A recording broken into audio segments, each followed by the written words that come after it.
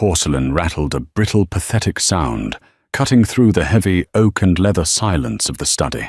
Fiona clamped her back teeth together, tasting the faint, metallic tang of old blood on her bitten tongue. She forced her right hand to grip the handle of the silver coffee tray, harder, her knuckles turning bone-white. Her left arm hung uselessly at her side, buried deep within the oversized folds of a charcoal wool cardigan she had dug out of the lost and found bin. Beneath the cheap, scratchy fabric, her forearm throbbed in a sick, synchronized rhythm with her racing heart. A jagged, hot spike of agony radiated from her wrist up to her elbow, with every step she took across the thick Persian rug. It felt like her marrow had been replaced with crushed glass. Kieran sat behind the massive mahogany desk, a silhouette framed by the grey morning light filtering through the rain-streaked windows. He didn't look up. He rarely did. A man like Kieran Hayes didn't need to look at the help to know they were there. He breathed the air in his estate like a predator scenting its territory. The scratch of his fountain pen against heavy parchment was rhythmic, precise, and utterly indifferent to the world outside his ledgers. He smelled of stale black coffee, expensive cedar wood, and the faint, permanent undertone of gunpowder that clung to his tailored suits. Fiona dragged her left foot slightly, just a fraction of an inch, a microscopic concession to the blinding pain shooting through her side where a steel-toed boot had caught her ribs 12 hours earlier. The pen stopped. Kieran didn't raise his head, but the sudden absence of that scratching sound was louder than a gunshot. "You're breathing like a dying dog," Kieran murmured. His voice was low, gravelly, stripped of any warmth. It wasn't a question. It was an observation. Cold. Factual. Fiona swallowed hard, her throat clicking dryly. "Apologies, sir. Catching a cold." She reached the edge of the desk. The tray was heavy. Too heavy for one hand, but she couldn't risk lifting the left.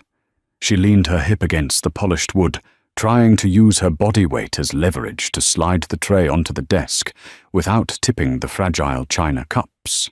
A sharp spike of pain lashed up her hidden arm as the sleeve brushed the edge of the desk. She gasped a sharp, involuntary hiss of air, and her right hand jerked. The silver tray slammed down onto the wood with a jarring clang. Hot black coffee sloshed over the rim of the pot, pooling darkly on the pristine blotter, inches from Kieran's documents. Fiona froze. The silence in the room instantly turned suffocating. "I'm sorry," she whispered, her voice cracking. She scrambled with her right hand, grabbing a linen napkin from the tray, to dab frantically at the spreading stain. "I'm so sorry, Mr. Hayes. I'll clean it. I'll get a towel." Kieran slowly raised his eyes. They were dark, the color of wet slate, and entirely devoid of pity. He watched her frantic one-handed scrubbing. He watched the way sweat beaded at her hairline, matting the stray strands of dull brown hair to her pale forehead. He watched the way her left shoulder was hiked up near her ear, rigid, locked in a permanent flinch, while the left sleeve of the cardigan hung strangely straight, bulkier than it should be. He was a man who had spent his entire adult life dismantling human beings. He knew what a lie looked like. He knew what fear smelled like.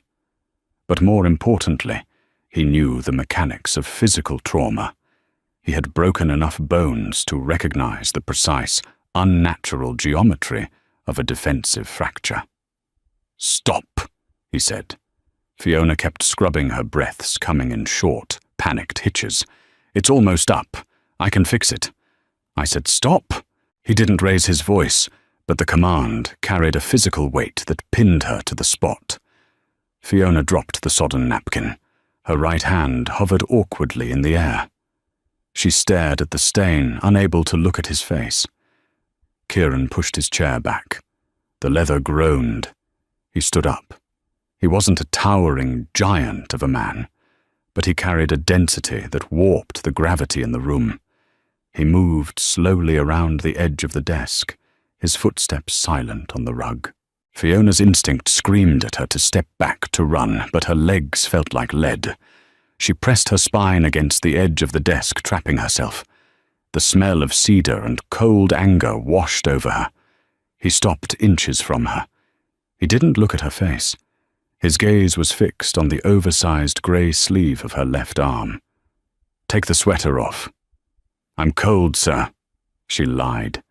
The sweat running down her neck betrayed her instantly. "Fiona," Kieran said, tasting the name. He barely knew it. She was just a ghost who brought coffee and emptied ashtrays. "Take the goddamn sweater off or I will cut it off you." She closed her eyes. Defeat washed over her, heavier than the pain. Her right hand reached over, trembling violently, and fumbled with the top button of the cardigan. It took her 3 tries to slip it through the hole. She pushed the fabric off her right shoulder. Then, with agonizing slowness, she shimmied the thick wool down her left side. She couldn't bend the elbow. She had to drag the sleeve down her rigid, swollen forearm. A low, pathetic whimper escaped her lips as the friction dragged against the raw skin underneath. The sweater fell to the floor in a heap. Fiona stood in her thin white undershirt. Her left arm was exposed in the harsh grey light. Kieran stared. The muscles in his jaw locked a hard ridge, forming beneath his skin. He didn't gasp. He didn't offer a word of comfort. His reaction was entirely internal, a cold, black drop of venom leaking into his stomach. The arm was a grotesque canvas of violence. From the wrist to midway past the elbow, the flesh was swollen to nearly twice its normal size. The skin stretched taut and shiny. It was painted in sickening hues of mottled purple, deep, furious black, and a sickly, jaundiced yellow at the edges. But the color wasn't what made Kieran's breath turn shallow. It was the angle. About 3 inches above the wrist, the forearm bowed inward in a sickening, unnatural curve. It wasn't splintered. It wasn't cast. It was wrapped tightly, desperately in grey duct tape over a glossy magazine she had clearly scavenged from the recycling bin. The tape dug into the swollen flesh, cutting off circulation, making her fingers look like pale, bloated sausages. "Who did this?" Kieran asked. His voice had dropped an octave. It sounded like stones grinding together underwater. Fiona looked away, staring at the bookshelf over his shoulder. "I fell. On the ice behind the kitchen. Coming in this morning. It's May, Fiona. It hasn't frozen in 2 months. I slipped on grease. The grease trap leaked." She was rambling now, the words tumbling out in a panicked rush. "I put my arm out to catch myself and it snapped. I'm fine. I can work. Please, Mr. Hayes, I need the hours. I can work one-handed. I won't spill anything again, I swear to God." Kieran reached out. He didn't grab her. He just placed his fingertips lightly, barely brushing the skin just above the duct tape. Fiona flinched so hard, she hit the desk behind her. A ragged sob tore from her throat. "A fall breaks the wrist," Kieran said, his tone clinical flat. He was dissecting the lie with the precision of a surgeon. A scaphoid fracture, sometimes the distal radius. The break is low. It snaps from the impact of the ground. He traced a finger in the air, mimicking the violent curve of her forearm. "This is an ulnar shaft fracture. Mid-bone. It only happens one way." He finally looked up, meeting her terrified, tear-filled eyes. "It happens when you raise your arm to protect your skull from a blunt object. A bat, a pipe, a crowbar." He took half a step closer. The air in the room felt thick, highly combustible. "I won't ask you again, Fiona. Who put a pipe to my employee? It wasn't compassion driving him." Kieran Hayes didn't do compassion. It was a deeply ingrained, almost primitive sense of ownership. This woman mopped his floors. She breathed his air. She was a fixture in his house. Someone had walked up to a fixture in his territory and taken a hammer to it. It was an insult, a blatant, roaring disrespect that demanded a balancing of the scales. Fiona shook her head, tears finally spilling over her lashes, cutting clean tracks through the dust and sweat on her cheeks. "If I tell you they'll kill my brother, please just let me go back to work." "Your brother," Kieran repeated, piecing the puzzle together instantly. "Dead." She didn't answer. She didn't have to. The quiet sob that hitched in her chest was confirmation enough. "Who holds the paper? You don't understand," she whispered, her voice breaking. "It's not just one guy. It was a crew. They cornered me after my shift at the diner last night. They said Tommy owed them 30 grand. They said the arm was the interest. They said next week they take his kneecaps, and if I tell the cops, they take my eyes." "I'm not the cops," Kieran said. The sheer barren truth in that statement made Fiona shudder. He watched her for a long moment. She was trembling violently now, the adrenaline wearing off, leaving nothing but shock and agony. She looked small, broken and utterly useless to him as a maid. But as a catalyst, she was perfect. "Names?" Kieran demanded. "Sullivan," she choked out, defeated. She slumped against the desk, her good hand clutching her ribs. "Declan Sullivan, and his boys, the ones who run the chop shops down by the rail yard. There were 15 of them in the alley. They just stood there and laughed while he swung the pipe." Kieran stared at her. Declan Sullivan, a low-level bottom feeder who had been encroaching on the south side of Kieran's docks for 3 months. Kieran had been looking for an excuse to clean house. He hadn't expected the excuse to walk into his study carrying a silver tray and wrapped in duct tape. He turned his back on her, walking over to the heavy rotary phone sitting on the corner of the desk. He picked up the receiver and dialed 3 digits. "Dr. Evans," Kieran said into the mouthpiece, his eyes fixed on the rain outside. "Come up to the main study. Bring the bag. I have a compound ulnar fracture that needs setting, and likely some broken ribs." He hung up without waiting for a reply. Then he picked up a sleek, black cellular phone from his jacket pocket. He dialed another number. "Gage," Kieran said when the line clicked open.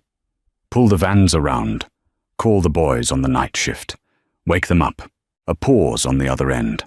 Then a rough voice asked, "Where we going, boss?" "The railyard chop shops.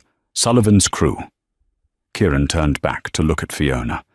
She was sliding down the edge of the desk, her legs finally giving out, collapsing into a miserable heap on the Persian rug. She clutched her makeshift splint to her chest, rocking slightly, her eyes wide, with a mix of physical agony and dawning terror at what she had just unleashed.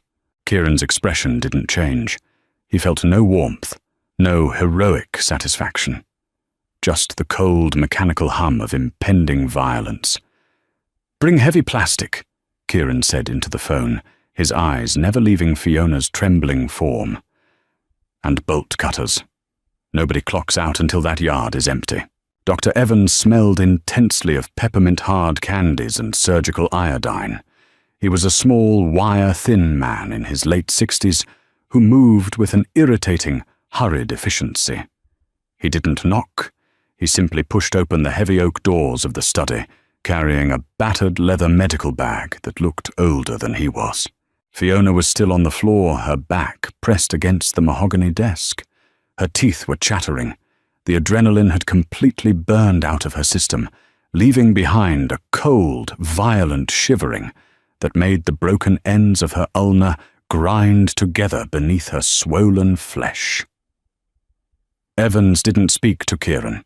He walked straight to Fiona, dropped his bag onto the Persian rug with a heavy, unceremonious thud, and knelt, "Let's get you off the floor," Evans muttered.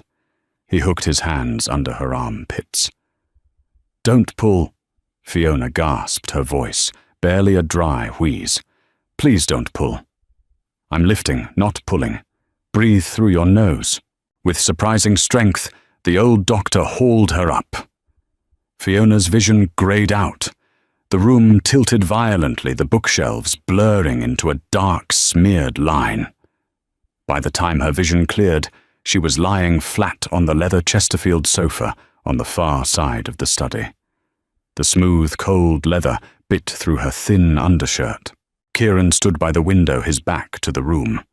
He was sliding a heavy black magazine into the grip of a Sig Sauer pistol. The metallic snick-clack of the weapon being chambered cut through the sound of the rain hitting the glass. He slipped the gun into a shoulder holster hidden beneath his suit jacket. "I have to cut this tape off," Evans said. He was pulling a pair of heavy trauma shears from his bag. "It's going to pull the skin. It's going to hurt." Fiona nodded weakly. She couldn't form words. She squeezed her eyes shut and grabbed a fistful of the leather cushion with her good hand. The first snip of the shears cutting through the thick silver duct tape sounded impossibly loud. Then came the tearing. The adhesive had bonded with the sweat and the swelling of her arm. As Evans peeled the tape back, it dragged the raw, distended skin with it. Fiona didn't scream. She whimpered a high, thin, pathetic sound trapped in the back of her throat. Tears leaked continuously from the corners of her eyes, pooling in her ears. When the makeshift magazine splint finally fell away, the smell hit the air. It was the faint copper scent of blood trapped under the skin, mixed with the sour tang of nervous sweat. Her forearm lay completely exposed against the dark leather. Without the tight compression of the tape, the unnatural bend in the bone became sickeningly pronounced. It looked like a piece of snapped kindling trying to poke through a bruised plum. Kieran turned from the window. He looked at the arm. His expression remained entirely blank, a terrifying void of emotion. He picked up his dark wool overcoat from a chair. "Don't!" Fiona choked out. Kieran paused, one arm in his coat sleeve. He looked down at her. "Don't do it," she whispered, her chest heaving as she tried to pull in oxygen. "If you go down there, if you kill them, it's my fault. I don't want this. I just wanted to keep my job. I'll pay them the 30 grand. I'll figure it out." "You make $12 an hour, Fiona," Kieran said flatly. "You couldn't pay off 30 grand if you worked here for a decade." "But they'll know I told you. They'll come back for Tommy." Kieran finished shrugging on his coat. He adjusted his collar, his movements precise and unhurried. "They won't come back for Tommy," Kieran said, his voice dropping to that low, gravelly register that made the hair on her arms stand up. "Dead men don't collect debts, and dead men don't swing pipes at people who belong to me. I don't belong to you," she sobbed, the denial torn from her out of sheer, desperate terror. "I just clean your floors." "You're under my roof," Kieran corrected, his slate-grey eyes locking onto hers. "That makes you mine to maintain." Sullivan walked up to my house and threw a rock through the window. Now I have to go burn his house down. It has absolutely nothing to do with your soul, Fiona. So stop crying over it. He turned on his heel. "Set it, Evans. Give her whatever she needs for the pain. Put her in one of the guest rooms on the 2nd floor. She doesn't leave this house until I get back. Understood?"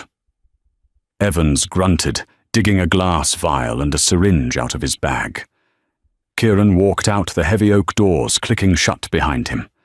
Fiona stared at the closed doors, a new, deeper kind of panic settling into her chest. The gang at the rail yard was a nightmare, but they were a chaotic, messy nightmare. Kieran Hayes was a machine. "Roll your sleeve up on the good arm," Evans instructed, flicking the syringe with his fingernail. "I'm pushing 10 milligrams of morphine." Once it hits, I'm pulling that bone back into place. You're going to want to bite down on this." He tossed a rolled-up leather belt onto her chest. Fiona stared at the ceiling. The heavy rhythmic thud of Kieran's car engine, starting up, echoed from the driveway outside. She placed the leather belt between her teeth. Gage drove the lead van with the headlights off. The rain had picked up, turning the pothole-cratered access road leading to the industrial rail yard into a slick ribbon of black mud.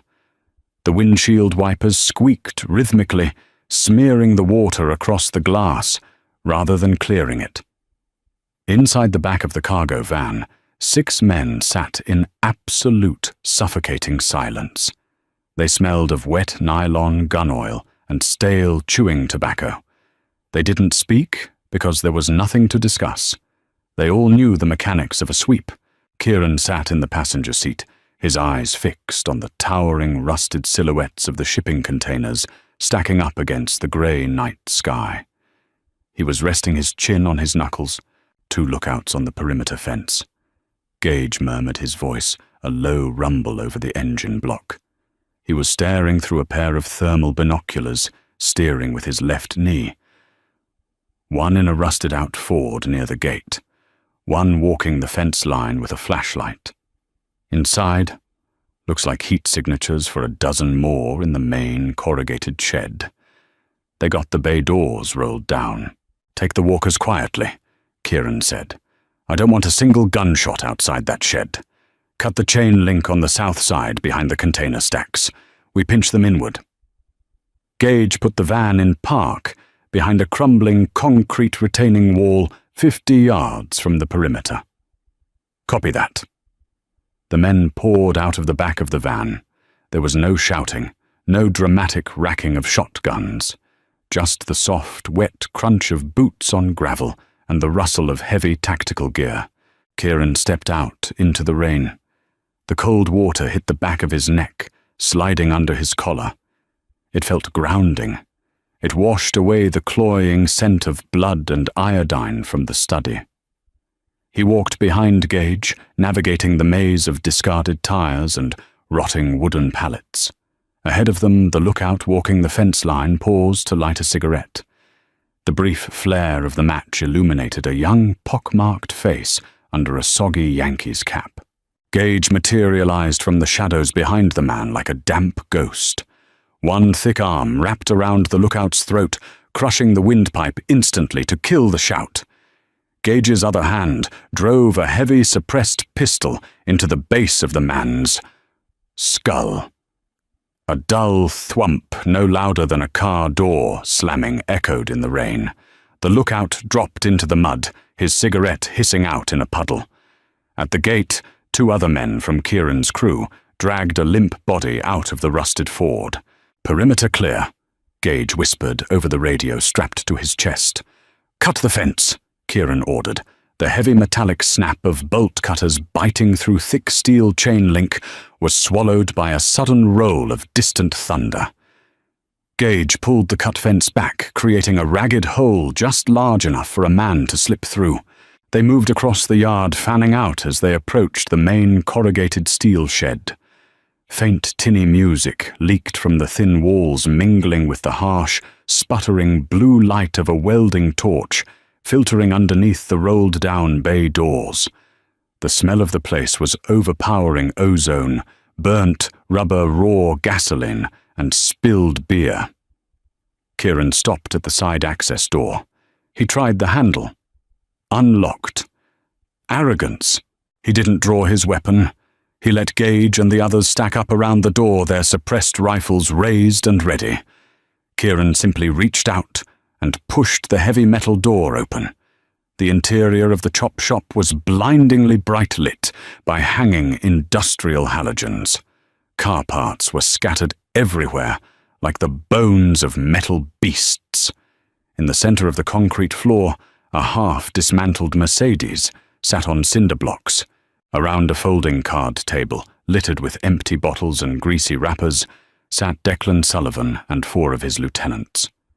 7 other men were scattered around the garage, 2 by the welding tanks, 3 pulling an engine block from a Honda, and 2 sleeping on a dirty couch against the far wall. Declan was laughing. He was a thick, bull-necked man with a receding hairline and a tribal tattoo bleeding out from the collar of his stained t-shirt. He was tossing a handful of crumpled 20s onto the center of the table. "I'm telling you," Declan barked, his voice grating and loud. "The bitch practically pissed herself. Tomorrow night we grab the brother, break his knee, and we'll get the 30 grand by Friday." Kieran stepped over the threshold. His polished leather shoes clicked sharply against the greasy concrete. The sound wasn't loud, but the shift in the room's atmospheric pressure was instantaneous. The laughter died in Declan's throat. The man beside the welding torch killed the flame. The sudden silence in the massive shed was deafening, save for the rain hammering on the tin roof. Declan looked up, his eyes narrowing, as he tried to process the man in the tailored overcoat standing in the doorway. Then he saw Gage stepping out of the shadows behind Kieran, a suppressed rifle leveled directly at Declan's chest. The other shadows in the garage began to move as Kieran's men flowed into the room from the side door and the rear emergency exit, an encroaching tide of black tactical gear. "Who the hell are you?" Declan demanded, his hand instinctively dropping toward his waistband. "Hands on the table, Declan," Kieran said. His voice didn't echo. It was quiet, dense, and absolute. Declan froze. He looked at the laser dot painting the center of his chest. Slowly, he placed his meaty, grease-stained hands flat on the folding table. "This is Southside territory." Declan tried, his voice cracking slightly as the reality of the ambush set in. "You got no business pulling guns in here. Who are you?" Kieran walked forward, slowly, ignoring the men around the room, who were currently being zip-tied and forced to their knees by his crew. He walked right up to the folding table. He looked down at the crumpled $20 bills, then at Declan's thick, dirty fingers. "You use a steel pipe," Kieran stated. It wasn't a question. Declan swallowed hard. "What?" "When you collect interest, you use a heavy steel pipe." Kieran picked up an empty beer bottle from the table. He turned it over in his hand, feeling the cheap glass. It takes a very specific, cowardly kind of leverage to snap an ulnar shaft in half. It takes a man who likes the sound of a woman crying. The blood drained entirely from Declan's face. The arrogance vanished, replaced by a raw, suffocating panic. "Wait. You're Hayes. Listen, Jesus, listen.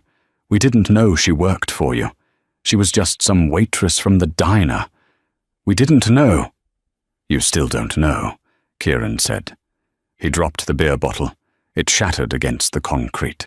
Before Declan could flinch, Kieran grabbed the man's right hand, the hand still resting on the table, and drove the heel of his own heavy boot down onto Declan's wrist with the full force of his body weight.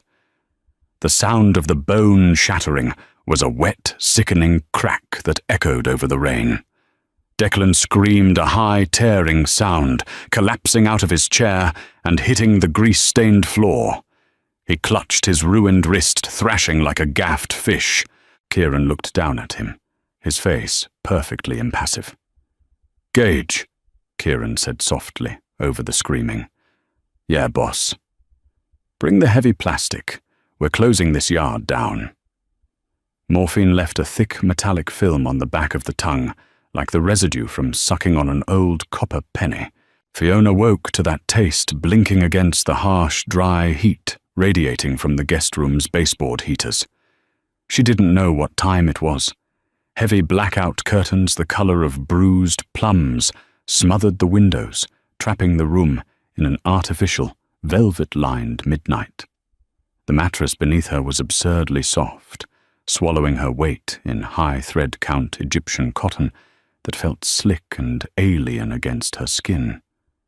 She was used to the scratch of cheap polyester blends and the rhythmic, sagging squeak of her futon in the Bronx. This bed felt like a coffin made of clouds. She tried to push herself up and the world violently tilted on its axis. A heavy, dead weight anchored her left side. She looked down.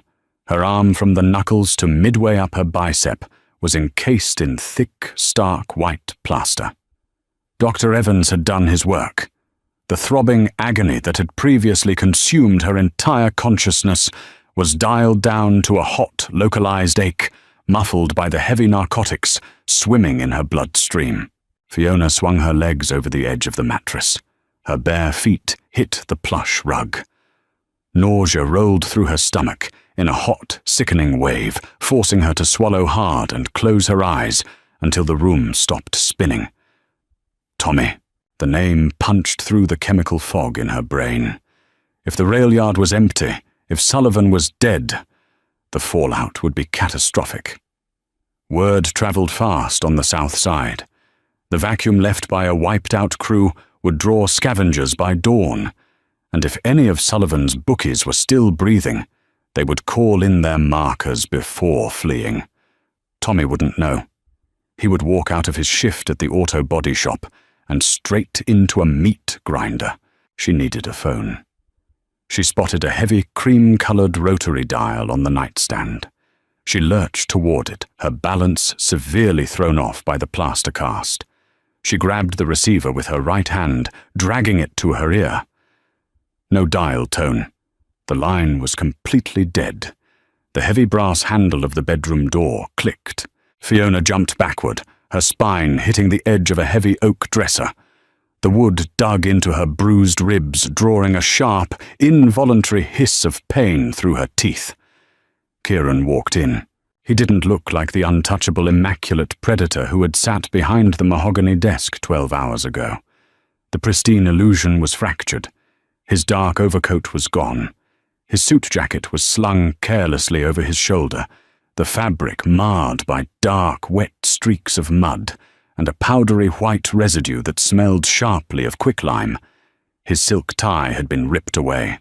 The top 3 buttons of his white dress shirt were undone, revealing the faint, bruised shadow of a collarbone. But it was his hands that made Fiona's breath catch in her throat. His knuckles were raw, split open in jagged, ugly fissures. Dark, dried blood flaked around his cuticles and stained the stark white cuffs of his shirt. He smelled of ozone-burnt diesel and the heavy, sickening copper stench of an abattoir. It was the scent of a man who had just spent the night doing terrible physical labor. He stopped a few feet inside the room. He didn't say a word. He just looked at her. His slate-grey eyes were bloodshot, ringed with deep, bruised exhaustion, yet they tracked her with the terrifying, unblinking focus of a reptile. "You shouldn't be standing," Kieran said. His voice was a raspy, hollow rasp, entirely devoid of inflection. "My brother," Fiona croaked. Her throat felt full of sand. "I need to use the phone. The line is cut." "I pulled the junction box downstairs," Kieran replied, tossing his ruined jacket onto a velvet armchair. It hit the upholstery with a heavy metallic thud that suggested the pistol was still in the pocket. "Nobody makes outbound calls from this estate today. The police scanners have been screaming since 4 in the morning." Fiona gripped the edge of the dresser, her knuckles turning white. "What did you do?" It was a stupid question. She knew exactly what he had done. She could smell it on him. Kieran walked slowly toward the small ensuite bathroom attached to the guest room. He stopped at the doorway, resting his hand on the frame. He looked utterly drained, yet practically vibrating with an ugly residual adrenaline. "Declan Sullivan no longer holds any paper in this city," Kieran said, his tone clinical, as if reporting a dip in the stock market. His chop shop burned to the foundation due to an unfortunate electrical fire. The 15 men inside were unaccounted for before the roof collapsed. Fiona's stomach bottomed out. 15 men. Gone. Erased between the hours of midnight and dawn, all because she couldn't carry a silver tray without flinching. The sheer disproportionate scale of the violence made her want to vomit. "You killed them," she whispered, the reality finally stripping away the last of her morphine haze. "All of them. I corrected an oversight," Kieran corrected, turning the brass tap in the bathroom sink. The water roared to life, loud and harsh in the quiet room. "I told you. A man throws a rock at my house, I burn his down. It's the basic economics of respect." He shoved his ruined hands under the rushing water. The water, pooling in the porcelain basin, instantly turned a watery, rust-colored pink. He reached for a bar of soap, working up a thick lather over his split knuckles. The soap stung. She could see the muscles in his forearms jump and twitch, but his face remained a blank, emotionless mask. "I need to leave," Fiona said, her voice shaking violently. "I have to find Tommy. I have to get him out of the city. Tommy is downstairs," Kieran said over the sound of the running water. Fiona froze. The blood drained entirely from her face. "What?" Kieran rinsed his hands, grabbed a thick white towel, and methodically dried his fingers. He tossed the damp towel onto the counter and leaned against the doorframe, looking at her with an expression that bordered on absolute boredom. "Gage picked him up from his apartment 3 hours ago," Kieran said. "He's currently sitting in my kitchen drinking orange juice and trying very hard not to soil his pants.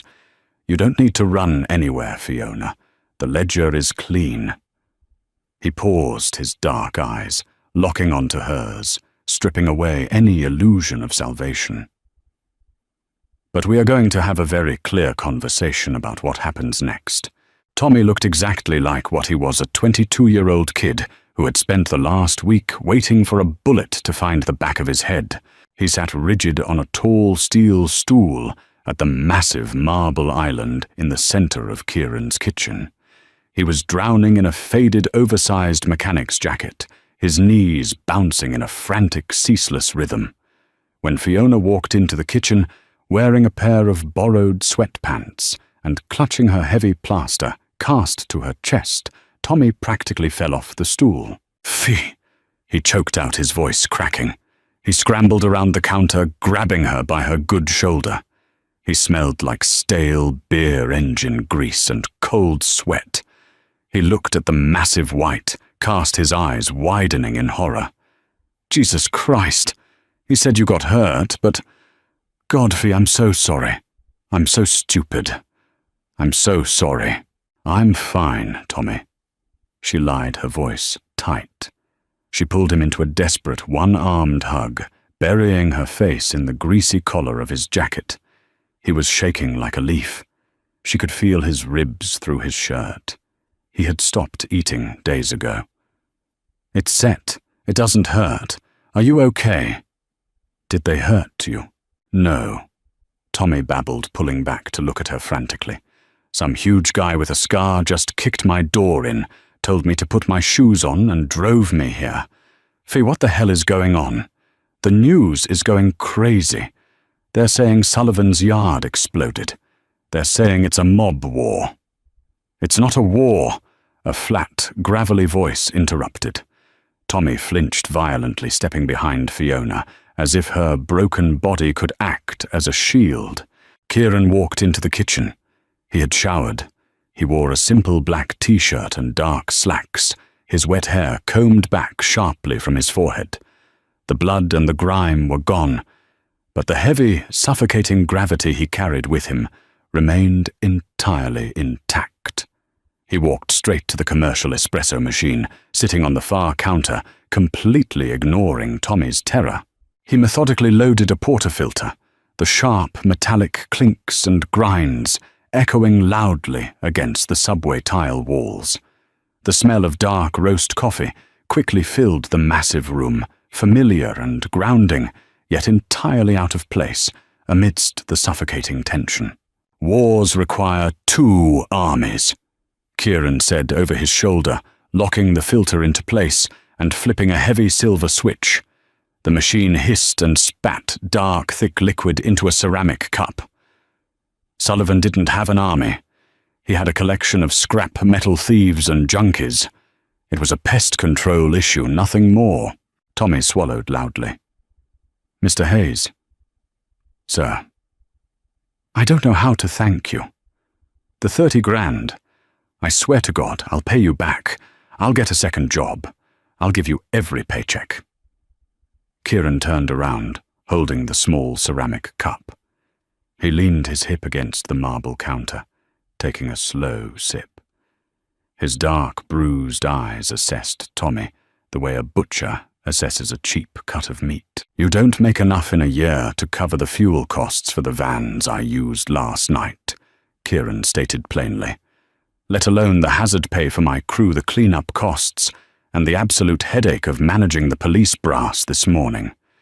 You owe me significantly more than $30,000, Thomas. Fiona felt a cold, hard knot form in the pit of her stomach. She stepped slightly in front of her brother. You said the ledger was clean. Sullivan's ledger is clean, Kieran corrected, lowering the espresso cup, because I burned it. But the fundamental law of the universe is conservation of energy, Fiona. Debt doesn't vanish. It transfers. He set the cup down on the marble with a definitive clack. Here is the new reality, Kieran said, his tone devoid of malice, which somehow made it vastly more terrifying. It was simply business. Thomas, you no longer work at the auto body shop. You work for Gage. You will sweep the brass at the firing ranges. You will wash the vehicles. You will load the crates at the docks. You will do exactly what you are told when you are told, and you will never ever gamble another dime for the rest of your natural life. Do you understand? Tommy nodded frantically, his face pale. Yes, absolutely. Anything. Kieran ignored him, shifting his gaze to Fiona. The temperature in the room seemed to drop 10 degrees. And you? Kieran said quietly. Fiona held her breath.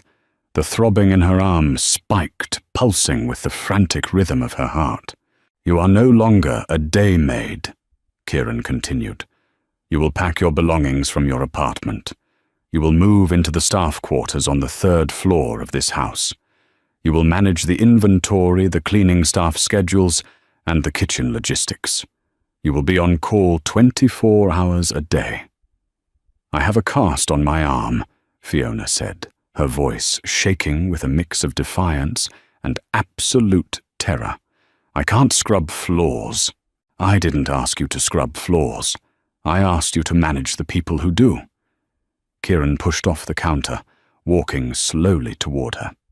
Tommy instinctively shrank back, but Fiona stood her ground, though her knees felt like water. Kieran stopped 2 feet away. He reached out his split, bruised knuckles, hovering just an inch from the plaster shell encasing her arm. He didn't touch it. He just stared at the damage he now owned. You are mine now, Kieran said softly, the words lacking any romantic warmth, sounding instead like an iron shackle snapping shut. Both of you. You breathe my air. You eat my food.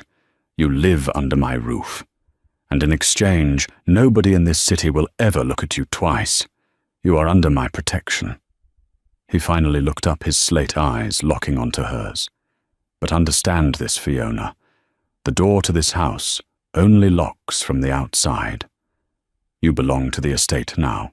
He turned and walked out of the kitchen, leaving the faint scent of coffee and the heavy, undeniable weight of a cage falling over them. Fiona stared at the empty doorway, clutching her broken arm, realizing with a sickening clarity that she hadn't been saved. She had just been purchased. Plaster didn't breathe. It swallowed sweat, trapped dead skin, and turned a stark, clinical white into a dull, scuffed grey within a week. Fiona sat at the small clawfoot writing desk in her new quarters on the 3rd floor, dragging the smooth, wooden end of a wooden knitting needle down the inside of her cast. The relief was instantaneous, a sharp, borderline painful scratch against the agonizing itch of healing bone. She pulled the needle out, dropping it onto a stack of supplier invoices, and let out a long, ragged exhale. Her new room smelled of lemon oil, old lavender sachets, and the faint, persistent dust of a space that hadn't been lived in for a decade. It was larger than her entire apartment in the Bronx. A heavy oak bed dominated the center, flanked by brass lamps and a massive armoire. It was a beautiful room. It felt exactly like a solitary confinement cell lined in velvet. 3 weeks had passed since the night the sky over the rail yard turned a violent, bruised orange. In that time, the dynamics of the estate had fundamentally shifted, isolating Fiona in a bizarre, terrifying purgatory. She was no longer a maid. She was the ghost who walked the halls with a crippled arm carrying a clipboard. The other girls, women she had shared cheap cigarettes and complaints with by the dumpsters, now dropped their eyes when she entered a room. They didn't speak to her unless spoken to. They moved out of her way with the frantic, scurrying energy of mice avoiding a snake. They knew. Nobody had explicitly told them what had happened to Sullivan's crew, but the South Side breathed rumors, and the sudden explosive elevation of a bruised daymaid to house manager painted a very clear, very bloody picture. She was radioactive. She was the woman Kieran Hayes had burned down a city block for. Fiona hated it. She hated the silence. She hated the way the heavy silver keys on her belt jingled in the quiet hallways, announcing her arrival like a warden. But most of all, she hated the twisted, nauseating knot of relief that sat heavy in her stomach every night when she locked her door. She didn't flinch at shadows anymore. Tommy wasn't dodging phone calls. The crushing, suffocating weight of poverty and debt had been surgically removed, replaced by the crushing, suffocating weight of Kieran Hayes. A sharp knock broke the stillness of her room. "Come in," Fiona called out, sitting up straighter and pulling her oversized grey cardigan over the top edge of her cast. The door opened. It wasn't one of the maids. It was Gage. The massive enforcer filled the doorway, smelling of damp wool and cold tobacco. He didn't step inside. He never did. He treated Fiona with a careful, measured distance, as if she were a live explosive resting on a table. "Boss wants the monthly household ledgers." Gage grunted, his eyes fixed on the wall above her head. "And he wants his dinner in the main study. He's skipping the dining room tonight." Fiona swallowed her throat, suddenly dry. "I'll bring the ledgers down. Tell the kitchen staff to prepare his tray." "Kitchen staff went home an hour ago, Fiona. It's past 9. Gage shifted his weight. "You're the manager. You manage it." He turned and walked down the hall, his heavy boots silent on the thick carpet. Fiona closed her eyes for a brief, miserable second.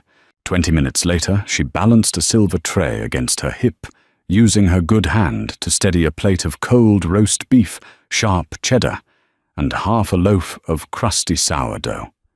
The ledgers were tucked awkwardly under her broken arm, pressing painfully against her ribs, which still ached with a dull, bruised rhythm. She reached the heavy oak doors of the study. She didn't knock. He hated knocking when he was expecting someone. She pushed the handle down with her elbow and slipped inside. The study was dim, lit only by a brass banker's lamp on the mahogany desk and the dying embers in the massive stone fireplace. Kieran was leaning back in his leather chair, his reading glasses perched low on the bridge of his nose. He was reviewing a stack of shipping manifests, holding a tumbler of amber liquid in his right hand. He didn't look up when she entered. Fiona crossed the room, the silence stretching taut. She reached the desk and awkwardly shunted the tray onto the polished wood. The plate clattered slightly. She winced, expecting a reprimand, but Kieran simply turned a page.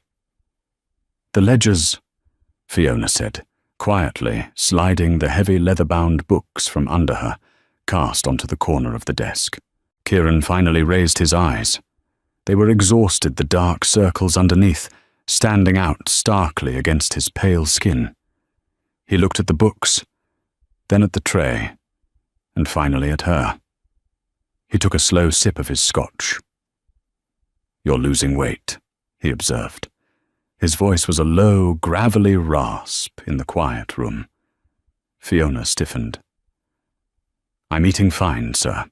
"You're eating like a bird that expects the cage door to slam shut on its neck," Kieran replied, pulling his glasses off and tossing them onto the desk.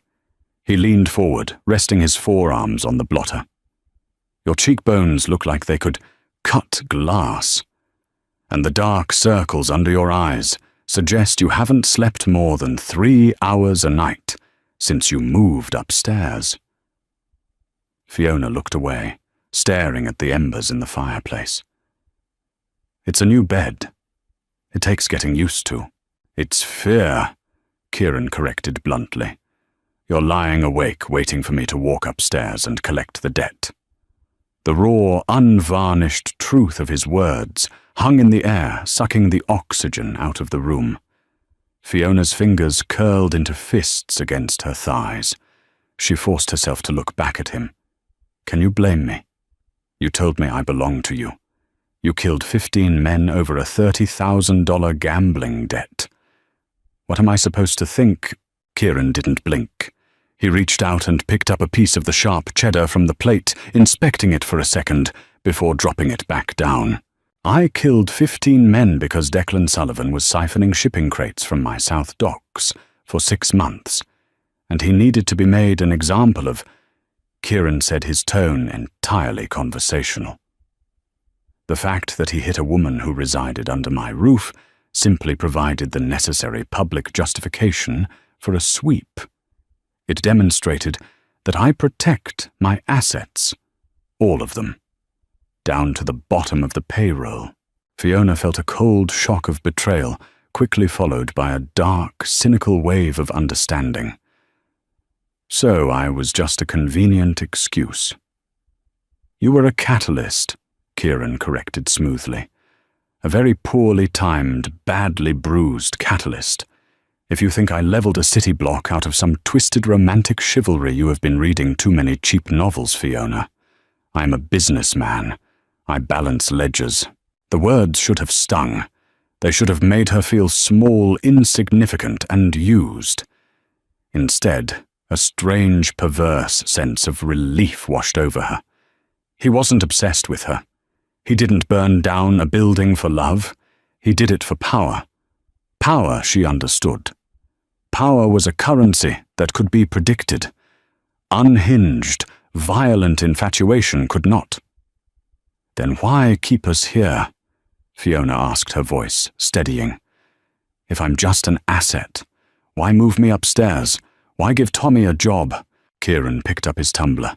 The ice clinked softly against the crystal. He studied the amber liquid for a long time before answering. "Because you didn't break," he said quietly. Fiona frowned. "My arm is in a cast."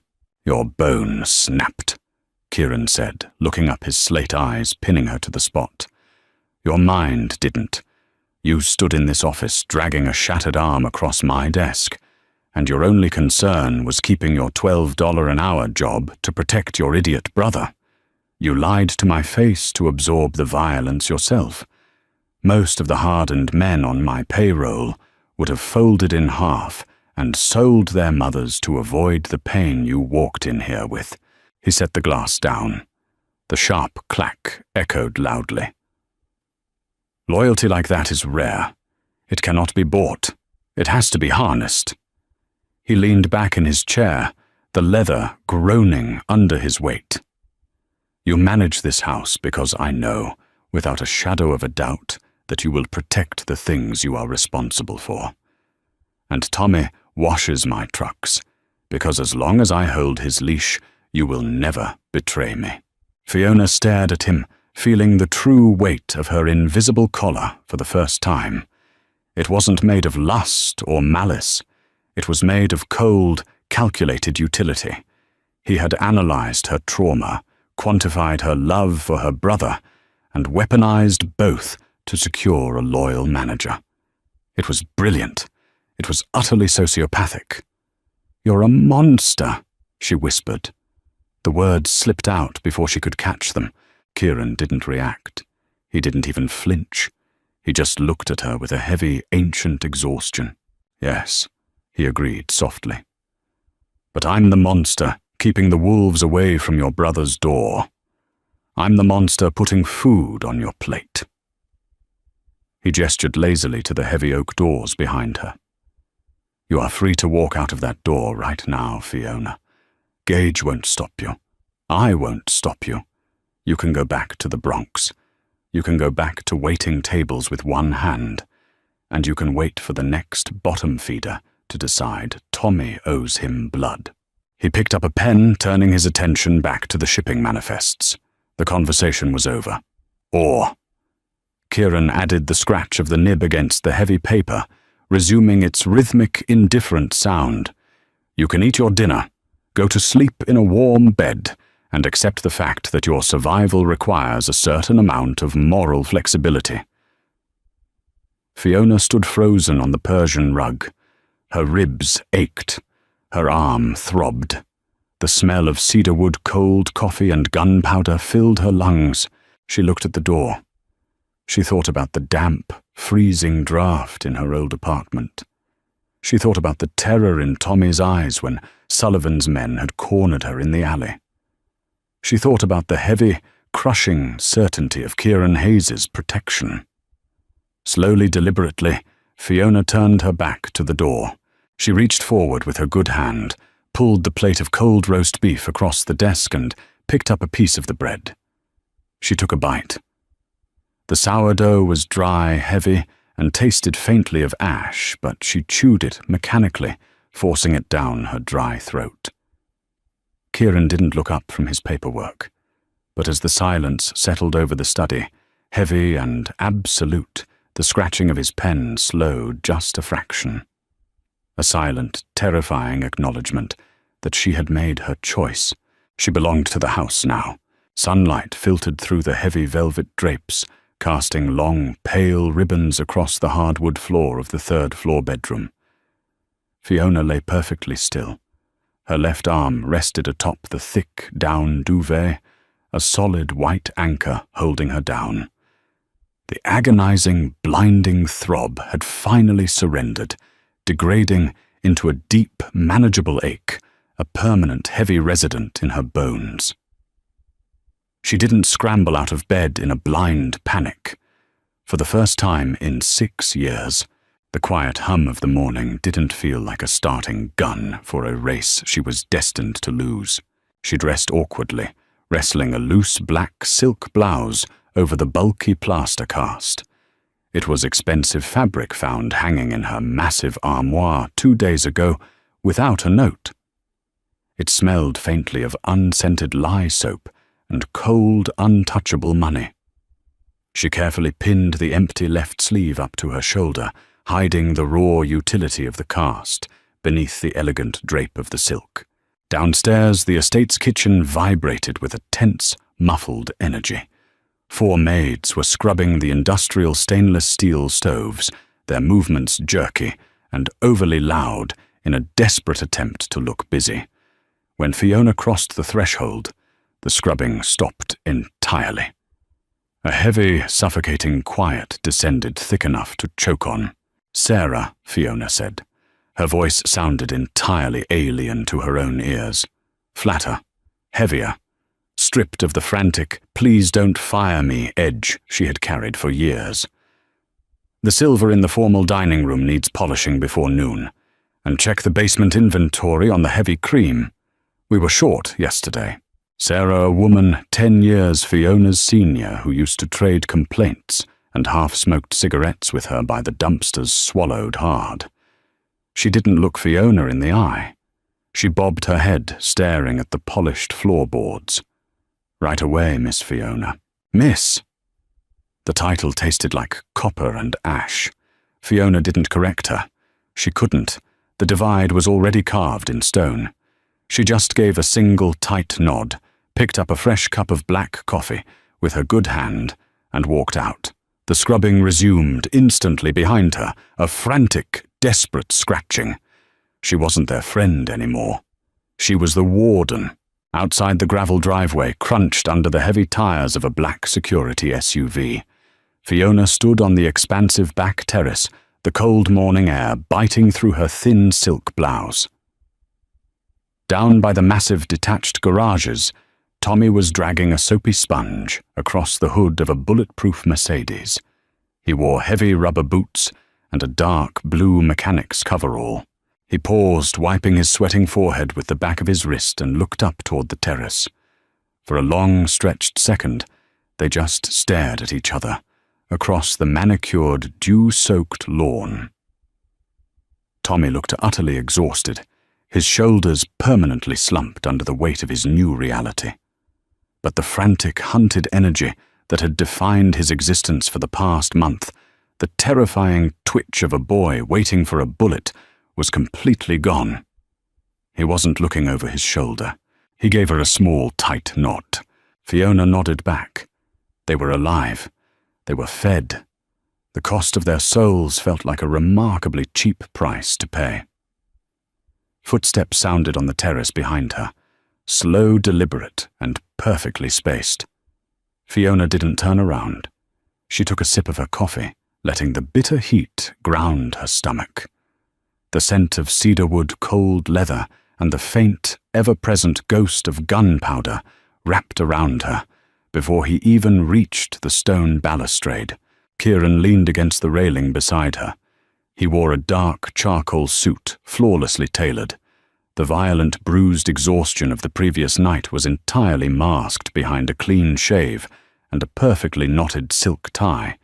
His split knuckles were the only remaining evidence of the monster, now neatly concealed by the deep pockets of his slacks. He didn't look at her. His slate-grey eyes swept the perimeter with the cold, calculating possessiveness of a predator surveying a closed trap. "The new security protocols for the South Gate are on your desk," Kieran murmured, his voice a low rumble that vibrated over the distant sound of Tommy's hose hitting the concrete. "I want the night shift doubled. Review the rotation and give me your approval by dinner." Approval. Fiona repeated the word heavy and strange on her tongue. She finally turned her head to look at his profile, the sharp, unforgiving line of his jaw, the absolute lack of warmth. "You don't need my approval for anything, sir." "I don't need your permission," Kieran corrected, softly, turning his head just enough to meet her gaze. "I need your administration. You are the filter this house runs through now. If something is broken, you fix it.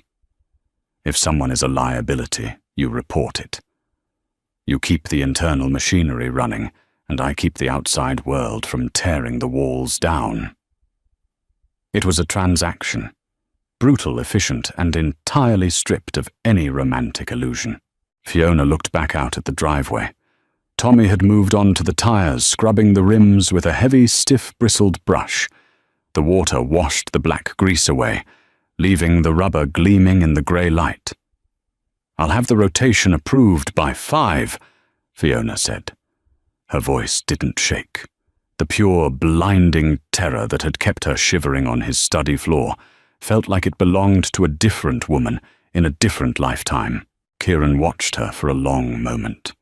He noted the rigidly straight line of her spine, the steady grip of her right hand on the porcelain cup, the way she had pinned the empty sleeve of her blouse to accommodate the heavy cast he had paid to set. She was adapting to the cage. She was learning to like the shape of the bars. He reached out. His movement was slow, highly telegraphed.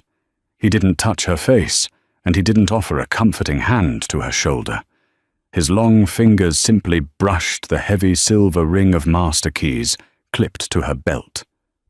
The metal chimed softly, a delicate binding sound that hung in the cold morning air. "Good morning, Fiona," Kieran said. His tone dropped an octave, carrying the faintest, darkest hint of absolute satisfaction. He turned and walked back into the house, leaving her alone on the terrace. Fiona stood there, feeling the lingering weight of the keys against her hip. She took another sip of her coffee, closed her eyes, and breathed in the cold, expensive air of the estate. She had sold herself to the devil. But as she listened to the rhythmic, safe sound of her brother washing the devil's car, she realized one chilling, irreversible truth. She didn't want a refund.